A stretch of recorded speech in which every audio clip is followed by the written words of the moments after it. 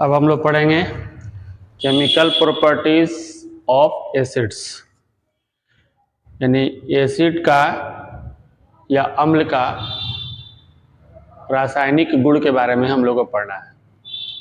अम्ल different element से या कंपाउंड से कैसे रिएक्शन करके क्या बनाता है, इसके बारे में पढ़ना है हम लोग को। इसमें पहला टॉपिक है धातु से अभिक्रिया, रिएक्शन विद मेटल्स। तो एसिड जो है मेटल से जब रिएक्शन करता है, मेटल से जो रिएक्शन करेगा तो आपको बनाएगा सॉल्ट्स अब प्लस इससे जो है हाइड्रोजन गैस फ्री होता है। हाइड्रोजन गैस, अब जान रहे हैं कि जितने एसिड्स है उसमें हाइड्रोजन प्लस आयन होते हैं, ये हाइड्रोजन गैस फ्री होता है इसमें। ठीक है, यानी अम्ल जो है धातु से अभिक्रिया कर रहा है मेटल से, तो आपको लवण बनाता है प्लस हाइड्रोजन गैस बनाता है, हाइड्रोजन गैस बनाता है। ठीक है, जैसे जिंक का जो पार्टिकल्स होता है छोटे छोटे दाना के फॉर्म में, इसको अगर हम डाइल्यूट HCl में, ये एक्वस फॉर्म में है आपका, ये जो है एक्वस फॉर्म में है और ये जो हो गया सॉलिड फॉर्म में, जब हम इसको डालते हैं इसमें तो रिएक्शन के जो हमारा सॉल्ट या लवण बनेगा वो ZnCl2 बनेगा। ये हो गया आपका एक्वस फॉर्म और साथ में हाइड्रोजन गैस फ्री होगी यानी मुक्त होगी। ठीक है, यहाँ पर हमको क्या करना है, बैलेंस करना है। यहाँ क्लोरीन का हम देख रहे हैं कि 2 है, यहाँ पर 1 है, 2 से इंटू कराएंगे तो क्लोरीन बराबर हो गया और ये हाइड्रोजन भी बराबर हो गया। ठीक है, तो जो भी, अब इसी तरह जिंक को HNO3 से अगर हम रिएक्शन करा रहे हैं, ये तो सॉलिड फॉर्म हो गया, ये एक्वस फॉर्म हो गया। ठीक है, तो यहां पर आपका बनेगा zinc nitrate NO3 whole twice plus hydrogen gas free होगा। ठीक है, यहां पर अगर हम पहले तो यहाँ 2 लगाते हैं तो हाइड्रोजन तो हमारा बराबर हो गया। ठीक है, नाइट्रोजन भी बराबर हो गया और 2 3 जा 6 ऑक्सीजन भी बराबर हो गया। तो ये बना आपका जिंक नाइट्रेट बन रहा।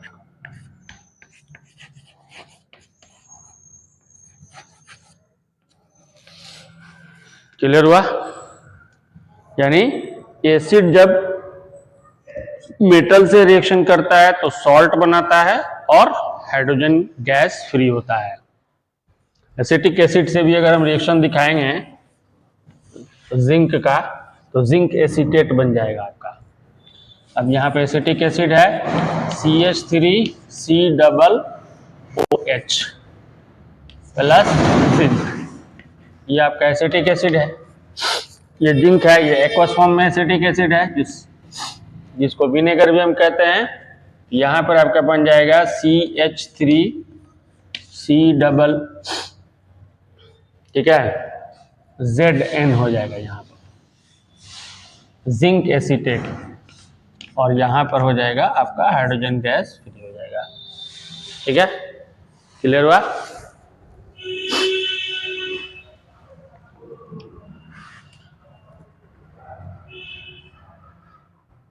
जिंक एसीटेट और यहाँ पर होल ट्वाइस हो जाएगा इसका।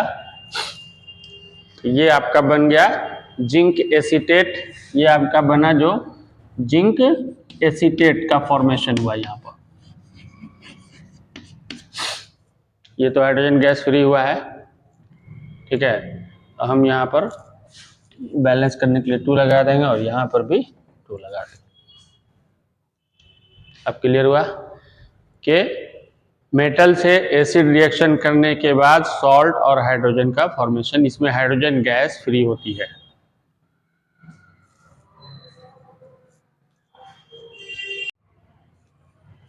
नेक्स्ट हमारा है धातु कार्बोनेट व धातु हाइड्रोजन से अभिक्रिया, यानी मेटल का या धातु का धातु कार्बोनेट व धातु हाइड्रोजन कार्बोनेट से अभिक्रिया। यहाँ कार्बोनेट है, कार्बोनेट धातु हाइड्रोजन कार्बोनेट है ये। इनसे अभिक्रिया होने के बाद क्या होता है, तो पहले हम लोग धातु कार्बोनेट यानी मेटल कार्बोनेट, तो Na2CO3 सोडियम कार्बोनेट, और इसको हम HCl से रिएक्शन कराते हैं, ठीक है। तो रिएक्शन कराने के बाद जो प्रोडक्ट बनेगा वो सॉल्ट बनेगा, सोडियम क्लोराइड, साथ में वाटर का फॉर्मेशन होगा प्लस कार्बन डाइऑक्साइड गैस बनेगा। यानी एसिड जो है वो मेटल कार्बोनेट से जब रिएक्शन करता है तो सॉल्ट बनाता है, वाटर का फॉर्मेशन होता है और कार्बन डाइऑक्साइड का फॉर्मेशन होता है। या आपको सोडियम बाइकार्बोनेट यानी मेटल हाइड्रोजन कार्बोनेट, जो यहाँ पे मैंने लिखा था, मेटल हाइड्रोजन कार्बोनेट से भी अगर रिएक्शन करेगा ये तो वही चीज बनाएगा, यानी सॉल्ट बनाएगा NaCl plus H2O plus CO2। इसको आप बैलेंस कर दीजिएगा। बैलेंस करना आप जानते हैं, जहां अगर बैलेंस नहीं है वहां पर जरूर आप बैलेंस किया करें। निकालने का मतलब है कि मेटल जो है, मेटल कार्बोनेट और मेटल हाइड्रोजन कार्बोनेट से जब रिएक्शन करता है तो सॉल्ट वाटर और कार्बन डाइऑक्साइड का फॉर्मेशन करता है। ये क्लियर हुआ?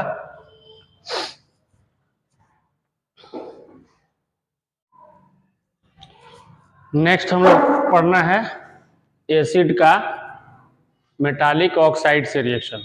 जब एसिड्स मेटालिक ऑक्साइड से रिएक्शन करता है तो सॉल्ट्स और वाटर का फॉर्मेशन होता है। सपोज दैट यहाँ पर एक एग्जांपल देख ले रहे हैं हम लोग, HCl, ये एक्वस फॉर्म में है HCl, ठीक है। Metallic oxide CuO copper oxide या क्यूप्रिक ऑक्साइड बोलेंगे, ये सॉलिड फॉर्म में है आपका। ये जब इससे रिएक्शन करता है तो क्यूप्रिक क्लोराइड या कॉपर क्लोराइड बनाता है CuCl2 प्लस वाटर। अब ये जो बनाया ये एक्वस फॉर्म में होता है और ये हो गया लिक्विड वाटर। यहाँ पर हम लोग को क्या करना है, बैलेंस करना है आपको। यहाँ पर सिर्फ हम यहाँ 2 लगा देंगे तो ये बैलेंस हो जाएगा। अब यहाँ देखिए ये क्यूप्रिक ऑक्साइड जो होता है ये ब्लैक कलर का होता है, इसका ये ब्लैक कलर का, लेकिन जैसे ही इसमें HCl में इसको मिलाते हैं, यानी इसके एक्वस फॉर्म में एक बीकर में लेकर थोड़ा सा डालते हैं, ये जो कलर हो जाता है, इसका कलर ये ब्लू ग्रीन हो जाता है। इसका कलर जो हो जाएगा ब्लू ग्रीन कलर में कन्वर्ट हो जाएगा ये ब्लैक से, और उसके बाद क्यूप्रिक क्लोराइड का फॉर्मेशन हो जाता है। उसी तरह H2SO4 CuO यानी क्यूप्रिक ऑक्साइड या कॉपर ऑक्साइड से एक्वस फॉर्म में मिलाते हैं हम लोग, यहाँ पर भी सॉल्ट का फॉर्मेशन हो जाएगा CuSO4 copper sulphate plus water. ये तो लिक्विड हो गया, ये हो गया आपका एक्वस। क्लियर हुआ? यानी जब भी एसिड मेटालिक ऑक्साइड से रिएक्शन करेगा तो वो सॉल्ट और वाटर का फॉर्मेशन करता है, यानी सॉल्ट यानी लवण बनाता है और जल का निर्माण करता है। क्लियर हुआ?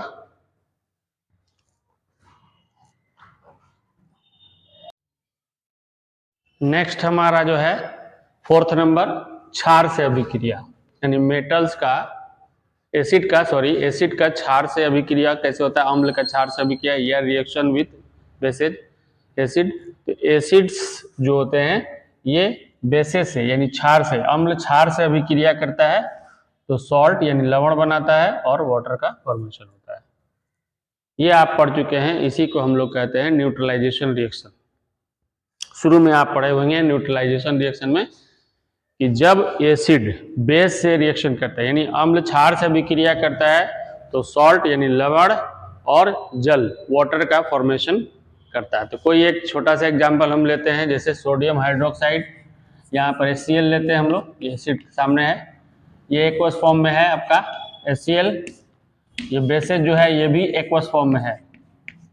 ठीक है, जब दोनों को हम मिलाएंगे आपस में यानी HCl और सोडियम हाइड्रोक्साइड, यहाँ पर फॉर्मेशन होगा सॉल्ट यानी सोडियम क्लोराइड प्लस, अब इसमें से ध्यान दीजिए ये और ये कंबाइंड हो गया और ये इससे कंबाइंड हो गया, यहाँ एक H, यहाँ पर एक H, H2 एक, तो वाटर का फॉर्मेशन होता है।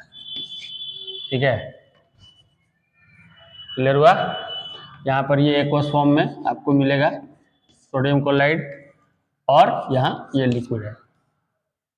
यानी कोई भी एसिड्स अगर बेसिस से रिएक्शन करता है यानी अम्ल क्षार से अभिक्रिया करता है तो सॉल्ट्स यानी लवण और वाटर यानी जल का फॉर्मेशन करता है।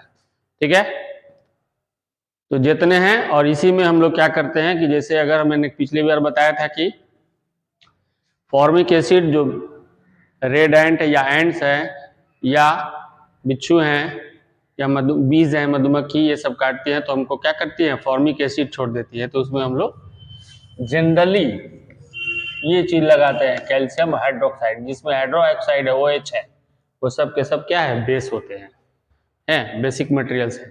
ये जो होते हैं इसको मिला देने से इसका हम लोग लेप लगा देते हैं तो हमको आराम मिल जाता है, क्योंकि वहाँ न्यूट्रलाइजेशन रिएक्शन होता है और उसके इफेक्ट को न्यूट्रल कर देता है, इसलिए हमको आराम मिल जाता है।